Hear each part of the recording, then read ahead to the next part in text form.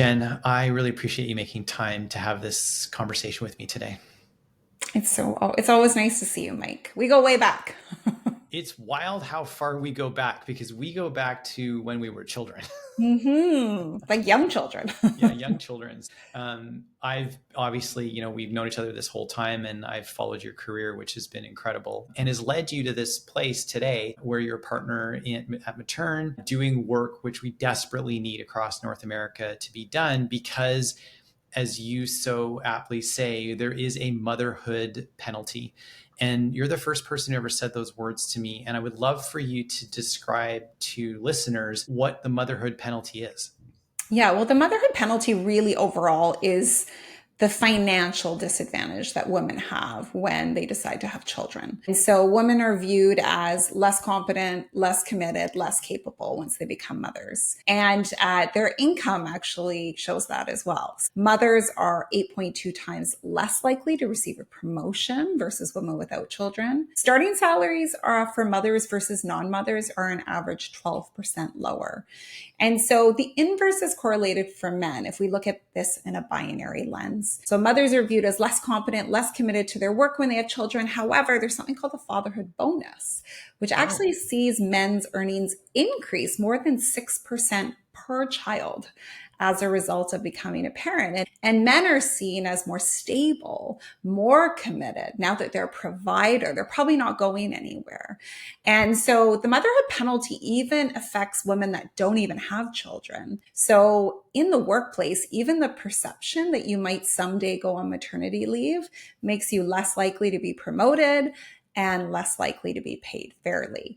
And, we have worked with thousands of mothers across Canada and the US who have felt this in a real way. And just in March of 2024, around International Women's Day, we even launched a national research paper in a collaboration with an organization called The Brand is Female to really dig deeper into the motherhood penalty and what women have experienced taking maternity leave, sort of as they're navigating to go on leave and trying to come back to work. I had not heard of the motherhood penalty. The first time I Mhm. heard that was from you, and also the fatherhood bonus, but I've seen both in organizations that we support. And Mhm. it's a thing. It's true. And I'm glad that you've called it out. And I'm glad that listeners now know these terms as well, because those are real stats. And it's not just, as you say, there's a monetary piece to it, but there's also a leadership gap, right? The Yeah. ability for someone to be promoted that's female, whether or not they plan on being a mother, it's a real thing. And so I'm glad that you're out there having these conversations and bringing this level of awareness, because without the level of awareness, without the ability for us to have a dialogue, it's not going to change. It's just going to stay the same. Yeah, it is. And I think that a lot of us are not aware of how we hold maternal bias in the workplace. Yeah. Maternal bias it's the most pervasive form of gender bias. And even when I was, a chief strategy officer in a former role, I remember being on an interview panel and the woman shared with me, oh yeah, I just got married. The next thought in my head was, she's probably going to have a baby in the next year. I should probably go with the other candidate. And I was a mother at the time. And so, I really had to create consciousness around that maternal bias. And even as mothers, we can hold maternal bias. And I did end up hiring her and, she was the right person for the job. But these are the things that go through our mind. And a lot of leaders make assumptions about what mothers want or what women want in maybe childbearing years without asking. And, when I was a young career minded woman, I really wanted to keep working really hard, even through motherhood. But a lot of assumptions were made during that time that really impacted me and impacted my desire to return to work. It's an excellent point. I mean, as you know, as I know you're well aware, right, that in our company, there's 4 men and 20 women. Yeah. And I've had this conversation too, right? I learned early on that I needed to ask the questions about what women wanted in their career if they were choosing to become a mother. Like, what does that mean for you? Like, what do you want your career to look like when you return? And not make assumptions, because the answers that I got were different in every Mhm. case. Yeah, I and bet. it taught and it taught me something, right? It taught me that what was going on for me as a father and watching my own wife and the decisions that Sabrina was making, those weren't I couldn't just extrapolate that for the women that are working within Virtus. And that was an educational piece because I didn't have a frame of reference before that. I had the frame of my own frame of reference. But unfortunately, that follows the golden rule, right? Which is the golden rule is we treat everybody how we want to be treated. But the platinum rule is we actually treat others how they want to be treated. But the only way to do that is to be in conversation and to be curious. You're right. And everyone has different experiences. And that's why we really advise organizations to stay away from like catch all parenting programs. Right. Because the experience of the mother is very different than the experience of another parent, and that could be everyone. There's all different ways of coming into parenting, but creating one size fits all programs don't actually help create equity for those that are disproportionately impacted. And in parenting, because of the motherhood penalty, mothers are disproportionately impacted. And that's why they need more support and better tools. And so when an organization realizes that, hey, maybe we have a bias here and we want to start to remove that bias and we want to put in conversations in place, like how do you even get started in this area? Like where do you start? Well, I don't think a lot of organizations actually think they have a problem. Oh, okay. Maybe that's the starting point, is recognizing there's a They're problem. like, oh, our culture is amazing. It was kind of funny. We did this research paper, and there was this one organization we were trying to work with, and they were like, oh yeah, no, our people and culture, our mothers are so supported. They love it here. And we actually received the survey results from the women that took our survey. And like 20 of the women from their company took our survey. We weren't going to tell them, but they were doing dismally in terms of how mothers felt within that organizations and how supported they felt. So I think the starting point for us is understanding what organizations have in place. At Matern, we offer a continuum of programs. So we support women through the fertility journey, those that are experiencing challenges starting a family and they're noticing the impact on their career, their day-to-day career performance. That's an incredibly stigmatized time. And a lot of women they don't have the psychological safety to disclose, but they might be on that path for anywhere from 5 months to 5 years and feel like they're not even able to bring their full selves to work. So the fertility program, our maternity leave program, which supports women through the transition of maternity leave before, on, and in the return to work. We also offer our motherhood leadership coaching program that's designed for women who are growing their careers, that are ambitious, but they're feeling the push and pull between having a family and growing their career. And in 2025, we'll also be launching our perimenopause and menopause program for women navigating through that. But we also offer maternal bias training and specific people leader supports, because people don't leave organizations, they leave managers. Mm-hmm. And if someone has a challenging experience with a manager, especially around the maternity leave exit, that is going to impact how they feel about coming back. So our goal is really to upskill and reskill people leaders so that they can better support mothers through that transition, because that is the largest single exit point in which women off ramp from organizations. And what we've heard from hundreds, thousands of mothers is that they want to continue on in their careers. That is really important to them, but they didn't feel the support of their people leader. That stat is still true today, as you say, that most people leave their leaders, not the organization, right? It's how they were treated. It was the empathy and curiosity that leader brought to their career and to their development. And, to be able to honor what someone wants, like empathy is, you have to have curiosity, right? You can't be empathetic and not be a curious person. It doesn't work, right? And yeah. I love that you have extended that to perimenopause and menopause programs, because, I know we're jumping from one side of the equation to the other side of the equation. And I think it's something that is not talked about. And it's not something that men are ever going to personally experience.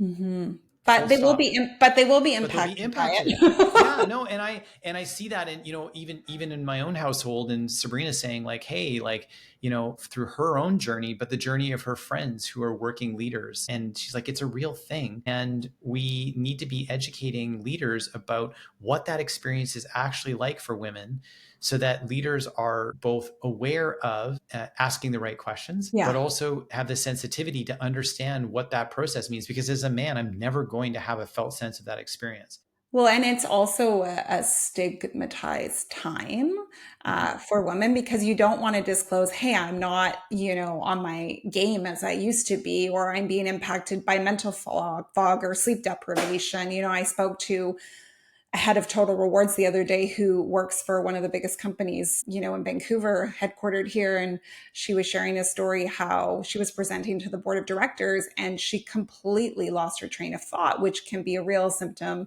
of menopause. And she said it was, I was so embarrassed. Like I had to go after and tell my boss, like, I just like, it was just like poof, like the mental fog is really real for a lot of women. The good thing Mm-hmm. is there's a lot of different things women can now be doing medically, mental health wise. And so our program really is going to take this holistic approach, which really looks through the lens of leadership, but also brings in, medical expertise and wisdom, mental health supports, and also supports around the leadership piece because that time is also a big exit point for women. A Mm-hmm. lot of women, their kids are older, or they might not have kids at all, but a lot of existential questions I notice seem to arise for women in this season of life around, do I want to keep doing what I'm doing now? Do I have the stamina to keep up these like 60-hour weeks while I'm experiencing all these hormonal changes and fluctuations? Do I want to keep doing that? Like, what's my impact? So, a lot of women in this season are also in this like self-actualization period where they maybe have moved on the self-esteem phase, if we look at this through Maslow's hierarchy of needs, and are questioning a lot. Mm. So it's good to have that coaching, that support, and the normalization that that is normal for this season of life. And how do we keep women leaders in organizations because we can't have them all leaving? No, and that's senior significant talent with Mm-hmm. a depth of experience and wisdom that we Totally. don't want leaving I don't want leaving organizations, right? In my own organization and other organizations. And those leaders have a different lens, not just as female and for to be growing other female leaders in the organization, but they have then been through that whole path. They've chosen motherhood. They've been through that entire path themselves. And they have that felt sense of compassion to understand Mm-hmm. what that's like. And if they're in that place where they are in perimenopause or menopause, they're having an experience that no man in the boardroom is going to understand. Like as a guy, I know that if I'm having a rough week, if I'm tired, if I had to stay up late, if I travel, I can disclose that and say, Right. hey, I'm not on my A game right now. It happened to me in a meeting 2 weeks ago. The CEO and one of the chief executives had 3 different flights get canceled. And they flew home and they got home instead of getting home at 11 p.m., they Mm-hmm. got home at 7 a.m. in Oh Vancouver. gosh. And it was 11 That's tough. o'clock and we were Yeah. meeting. And they were quite comfortable disclosing the fact that, and that's a one point in time thing, right? Like a flight is not the same as perimenopause and menopause, but they were quite Yeah. comfortable in disclosing, like, hey, we flew in, we're not on our A game right now. I may use all the right words, they may not be in the right order. And right, but they Yeah. felt very like calm and confident in disclosing Yeah. that that's just the context that both of them had, that they'd just flown in 4 hours before and we were in this meeting. And I would love it if we were in a world where women that were going through any of these stages were able to say, hey, like this is just the reality of how I'm operating day to day, and you just need to Mm-hmm. know this. And the ones who have had the courage because they've had the psychological safety of being on an executive team Mm-hmm. that's okay with that. And I've been in the room and they've said, I'm not at my best right now. This is where I'm at today. I'm like, cool. Okay, good. Yeah. I appreciate you sharing that context. We'll work with that. Right. And Yeah. so if they dove down a line of, which did happen, like dove down a line of questioning or a line of thought process, and they're like, I've lost my train of thought. I'm like, okay, cool. This is the last thing that you said. And they said, oh yeah, thanks. Perfect. So Yeah. I was aware because I was in the room that might occur. And I'm like, great, I'm going to give you the grace. I'm going to listen very intently because if it does occur, I'm going to say, this is what you just spoke about. This is basically the direction of, I think, where you were going. And they're like, yeah, thanks. Perfect. I got it. And then they rolled with it from there. And I wish everyone had the type of grace, that you as a leader would give to your team. But unfortunately, that's just not the case, right? With all organizations. However, I do think this generation of women are trying to normalize this conversation. Yeah. And a lot of them are in a place of privilege and influence and power to be able to do it. And so I would really encourage and invite those women that are in those positions to continually vocalize this in the workplace, because that helps normalize things. And it also, it's a vulnerable thing to do, but it helps open up the communication channels for other women that might not, have the same privilege. You and I have a dear friend, Dan Pontefract. And one of the things he likes to say is that when we reach a certain point in our career, it's time to send the elevator back down to the ground floor. Mm-hmm. And one of the things that we can do when we are in a place of privilege is to do that, is to send that elevator back down, is to raise these things as topics, to raise them in our consciousness, and to say, hey, like, if we don't normalize this and we aren't okay talking about this, there's zero chance that it's going to happen in the rest of the organization. And so it's up to us to bring that forward. One, for men to make space for the conversation, because I can have compassion, but I will never be able to deeply empathize because I'm not ever going to go through that experience. But two, to make the place, to make an organization psychologically safe so that leaders that are in power, as you say, that do have that privilege, are able to come forward and say, hey, this is what my experience has been. This is the experience of other female leaders that I've spoken to. We just need to know this is the thing. And we need to have this as part of the conversation at the most senior level of the organization. Because if it isn't happening at the C-suite, you and I both know it isn't happening anywhere else in the organization. This is not HR's job to solve this. Right. This is the C-suite conversation that we need to be having. Yeah. Well said. Well, I mean, it's your work, right? It's the work you're doing. I'm aware of it and I'm in the conversation, but you've decided to devote your life to this. And I'm grateful that you have, because you've been through, you have children, right? You've been through this personally. And I think, when the idea for Matern came about, I co-founded it with my partner, my business partner, Sonia Bacogley-Foley. But the kind of genesis of the idea was developed when I was probably working the least that I had ever worked in my life. I had left sort of my very stable 6-figure job as in a C-suite position. I was in a time where I was really trying to go deep and create clarity for me about what was this next chapter like. I had started my coaching business, so I was working in that. And I felt like I started inventorying the parts of my life that I found challenging. And maternity leave was one of those times where I thought it was going to be sunshine and rainbows, and I was going to have snuggle time with my babies and walks with my girlfriends and maybe even an odd cheeky beer at lunchtime. But that was sort of the, antithesis of what I experienced. And I know every woman's, experience is subjective, but I felt incredibly isolated, incredibly lonely. I went through a huge identity shift. I returned back to work really as a shell of a human, and there was really no support. My workplace just kind of expected me to pick back up where I left off. And I expected that of myself too. And I experienced a lot of pain during that time. I didn't know who I was anymore. And it wasn't until my daughter was around 10 that I started, fog kind of clears and you realize, well, that was actually a really challenging time. What I love about callings is that they can sometimes come from a place of pain or a place that you want it to be better for the person after you. And so I thought, okay, that is my purpose. That's my why. But then if I dug a layer deeper, I think I realized, God bless my mom. She was a single mom. And, entire family in Ireland, really alone here and trying to raise 2 kids on her own. And my mom was so smart and had so much capacity, but yet she didn't have any support. And we really struggled, as a family. We were on the poverty line. I remember often, wondering where food was going to come from. And I think that this program was sort of, the genesis of it comes not just from my experience, but also seeing how disempowered my mother was. And so that is now my continued life's work is, how do we support women? How do we support mothers to really rise into the fullest capacity of themselves and their own possibilities? And so that makes the work really worthwhile. So I realized it's not just about me, it was about my mom and then about all the women around me that I saw struggling as well. We talk a lot about purpose in business. And, Simon Sinek wrote that wonderful book about the power of why Mm-hmm.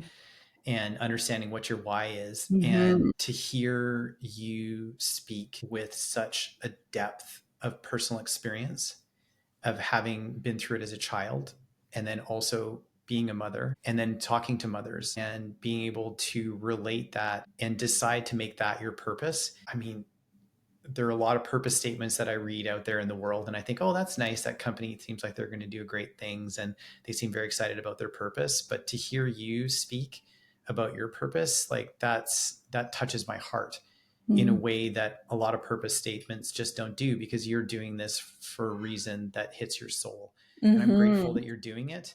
Like I'm just grateful that you've chosen to do this, because when you speak about this, and as I know you do out there in the world, and you tell your own personal story, it's impossible not to be able to sit back and resonate with that. Yeah. And it made me think about Sabrina, my own wife, when, at 16 months after having our daughter, wasn't herself. And she's like, I just don't know what's going on with me. And she read a book that Brooke Shields wrote called And Mm-hmm. Then the Rain Came. Mm-hmm. And she was crying, and I came into the room and I'm like, what's going on? She's like, I'm in postpartum and I didn't Mm-hmm. know. So she went to the doctor and our GP, and the GP's like, yeah, you're like everything you've described. This book is, yeah, you're bang. This is what's happening for you. Normally, we don't see people at 16 months figuring this out. We usually catch it a lot earlier. Yeah. There And is and I delayed postpartum. Yeah, and she said, Yeah. she'd been in it for so long, and she just didn't realize, she didn't Yeah. know that this is not okay, that this isn't, like, there's things that can be done. And thankfully they were able to help her, but she said, you know what? I am going to watch for women out there in the world. And she's like, Mike, you need to watch in your business, and you need to watch leaders, because women are coming back to the workplace and they're in postpartum, and they might, like me, might not know. And Yeah. so just be aware that that's a thing in the world. So I was so grateful for Sabrina to be able to educate me at that time about what her experience was, so that I could actually witness it out there in the world.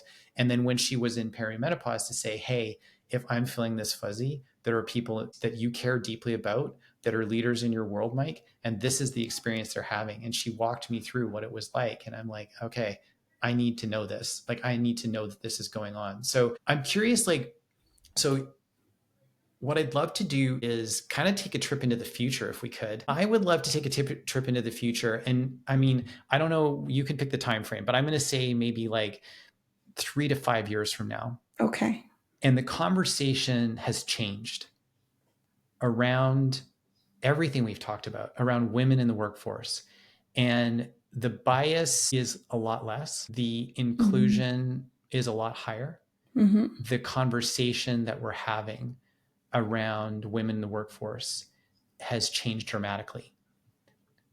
Like, walk me through 5 years from now, all the work that you've done with Matern has helped to shift the dialogue across North America and hopefully across the world. But let's just say across North America. Yeah. What's happening? Tell me a story. Tell me the narrative of what's happening in the world. Oh, I love visioning. I mean, it's funny. I was applying for a grant a couple of weeks ago, and we had to write our vision. And I was writing, matern support women at the intersection of motherhood and leadership. And then I just crossed it off, and I just wrote to eradicate the motherhood penalty. Oh At the end yeah. of the day, that is our vision, like, Yeah. is really to gain consciousness for a lot of organizations that are unaware, not just organizations, but community and people. We just kind of start with organizations because we can hit more people than just individually. So I would say, I mean, within 5 years, we're not going to eradicate the motherhood penalty. We still haven't closed the gender gap. I think they're saying 150 years until that closes. But I think what I would want to see within the next 5 years is, we've spoken to over 1,000 organizations in the last 2-3 years. I would want these types of programs to be normalized within organizations, to be supported, listen, men have been incredibly supportive of these programs, even without the lived experience. Where we've seen the biggest blockers is women. It was Wait, hard what? for me. It was hard for me. So why should I make it easy for you? You're kidding. That is shocks, Yeah. saddens, and surprises me, because I would never have thought that someone who had experienced this would want the same disadvantages and blockers that's not sending the elevator back down. That's holding the elevator at the floor you're on. Yeah, we affectionately call them fake feminists. We're like, yeah, she's an FF. Let's just move on. Oh man, I didn't know So that was a thing, Jen. So I appreciate you bringing this up because this is the yeah, first time yeah, it just surprises me that that's occurring out there. they're big blockers, big blockers. So Yeah. I would, in the next 5 years, I would want to see like less blockers, more Yeah. women wholeheartedly saying, yeah, these are sort of programs we need. Of course, we understand that the motherhood penalty and we need to invest in these types of programs. I would want women not to be penalized for taking parental leaves or maternity leaves, no matter how long those were. I would want to see more women being given the opportunities for promotions while they're on maternity leave. They're often forgotten, but we've actually had lots of mothers very proactively ask for promotions or reapply for jobs while they're on maternity leave and been given them due to some of the coaching that we're being able to provide. I would want to see these kinds of programs and this kind of conversation at the federal level, at all levels of government. I would want to see this, just normalized and for there to be more extensive maternity leave benefits, fertility benefits. Like at the end of the day, this is an economic imperative. Our birth rate has been declining since 2009 in Canada, yet women continually are being penalized for having children. And so this is an economic imperative that we need to invest in. So I might even see a level of government, investment that they are incentivizing families to have children. They are starting to do this in other parts of the world. I mean, South Korea doesn't have the best reputation, but they are actually providing the government up to $100,000 to families for having children because their birth rate has declined rapidly as well. So, we see this as an economic imperative. I mean, those are just some of the things. We have a whole list written down about, vision, but, realistically, I would say we're well entrenched in the US as well. I mean, they need a lot of help. They have no federally mandated maternity leave. A lot of the women we've spoken to take 6 weeks off quotation marks. I would love to see in the next 5 years some sort of, they're the only developed country in the world with no paid parental leave or maternity leave. However, a lot of companies are doing a good job of that by providing additional benefits, but overall that's a big problem. Yeah, I think it's interesting because in Canada we have we have a great maternity policy, but still a 1-year-old is it's like a tiny baby still, right? And so I remember when my daughter was 1 and we were very fortunate in the case where Sabrina was able to stay home with her, and that was a choice we were able to make, and we're very privileged to have been able to make that choice. And I looked at her and I thought, right, so the alternative is Sabrina was going back to work and our daughter was going into daycare. And I looked at this tiny little baby and I'm like, that just seems really early. And then I couldn't even fathom the programs that were happening in the States. And what it made me think about is this intersection, as you say, between government and, I think there's government, there's benefit programs, and there's companies. And, benefit programs kind of as a corporation that supports companies that, the solution is partly government. In the States, it's more companies because the government, as you say, hasn't mandated it. In Canada, at least we have a program in place that's connected to unemployment insurance. Yeah, but like, why is it connected to I unemployment know it's a insurance? weird, as I said it out, Jen, as I said it out loud, I I'm like, know. it's a It's time weird to thing to say, disrupt right? maternity leave and Yeah, even not how call it's it. structured.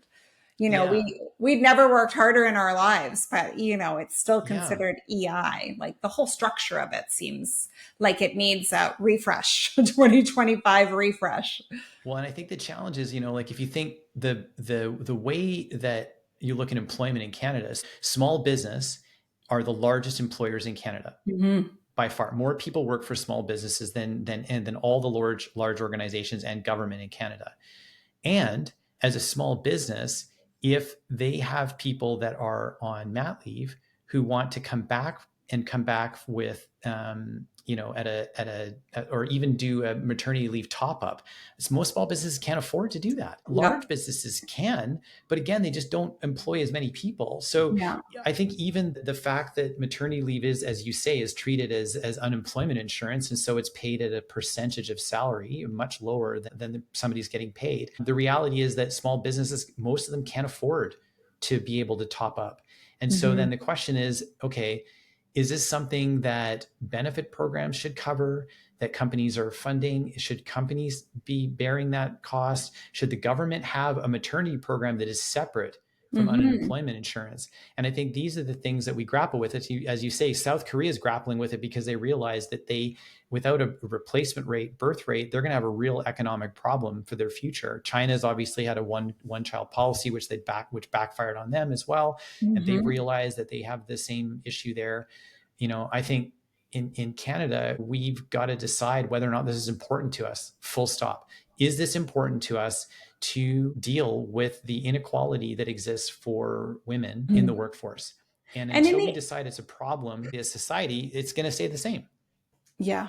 And in the interim, there are small things, Yeah. organizations can do. I had a friend of mine who was a COO at a company that was quite male dominated. She went on her parental leave. She came back and, asked for a little bit more flexibility. And before she went off, she actually asked if they would support her through the maternity leave program that we run. And they declined her. Even though she was making close to $200,000 a year, they said no, even though this was a cost of $3,000 to them. And so when she came back, she quit. She Yeah. was like, this obviously is an organization that is not supportive of mothers. I'm asking for a bit of flexibility, like work from home on Fridays and a few other small things. And she was really, felt very devalued given the fact that she made really good money and they wouldn't do this, one thing that would have shown that they cared. She wasn't even getting a top up at the time. So there are small things organizations can do that actually have a big impact on mothers in terms of how they feel and how supported they feel by their organization. I mean, maternity leave is just one point, but there's a lot of research to show that coaching also supports mothers as they're, growing and expanding their leadership while they're raising a family. This is also a time where women tend to sort of burn out and exit. And there's another big exit point when kids turn into elementary school because they've been pushing them for sort of 5 years if they have had not a ton of flexibility. So there's a lot of smaller things organizations can do that aren't going to financially crush them. One of the things that we implemented years ago is covering cell phones. So Mm-hmm. because a lot of companies like, hey, you've got to get a different number. You can keep your number, but you've got to Totally. port your phone over, right? And then you've got to go and get a publicly available plan, which is nowhere near the cost that the plan is for us, right? We get a really good rate because of the number of phones that we have on the plan. And I was like, this doesn't make any sense. Like we should be just covering the phone when somebody's on maternity leave. They should keep their phone that they have with us, and we'll pay their phone for the time that they're away. And so we just decided to do that. And it doesn't sound like economically it's not a big number, but it just felt like the right thing to do. And I think Yeah. that, the return to work piece too, I think is important. And I think it can't be a program. It has to be a conversation with each leader. If somebody came to me and said, hey, I want to work 80% time, I'm willing to make 80% pay, that keeps it equitable for other people in the organization. So if Mhm. other people came to me and weren't having children, but they said, I want to be in this flexible place, or I need to be able to work from home on these days for these reasons. It's like, yeah, of course, I get it. Like, we're not all the same. So let's have a conversation about what are some of the accommodations, because I'd rather have really smart people staying here with Yeah. accommodations. And there's ways to make sure that there's an equity principle kept across the board for other people in the organization. And as long as we can maintain that equity, then we should be able to make accommodations for people to keep that top talent in the organization. Because if we don't, I know other organizations are going to pick up on that and they're going to say, well, we'll do that. Absolutely. Yeah, and that's why our programs really are a way to attract, retain, and develop, female talent. But a lot of organizations have these dinosaur policies that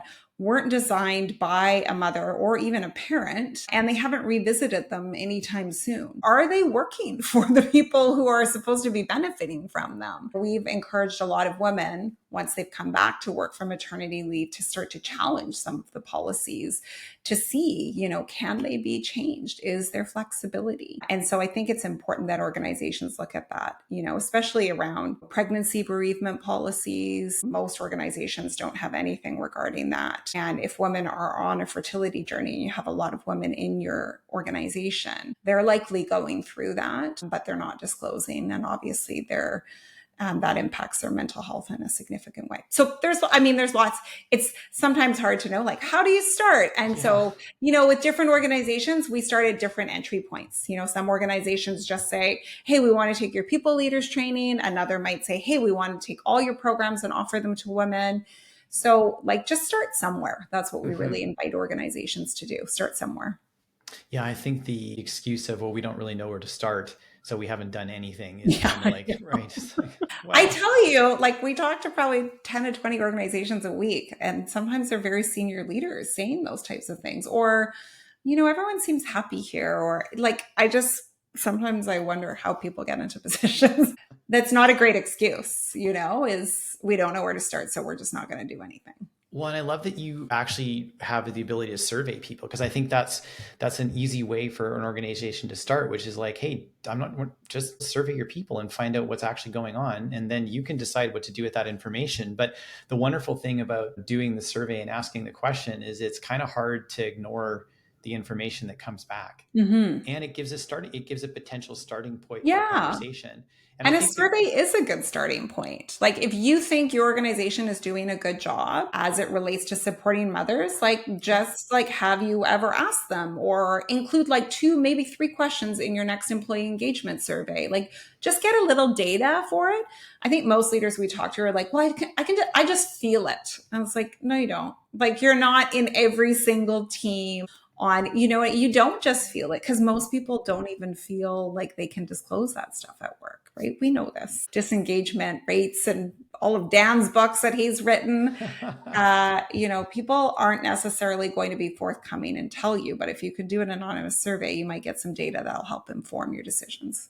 I'd love to send the elevator back down to the ground floor. So you are a successful entrepreneur. Before that, you were a successful executive for a long time. Before that, you were a successful independent contributor. You've had an incredible career. And anybody that goes to your LinkedIn profile is going to see that when they've already heard your bio. So they know you've done it. So let's send the elevator back down to the ground floor. There's probably a listener listening to this who's newly married or not, and has decided to start a family and is a female. And is like, okay, I want to go have the career that Jen has had.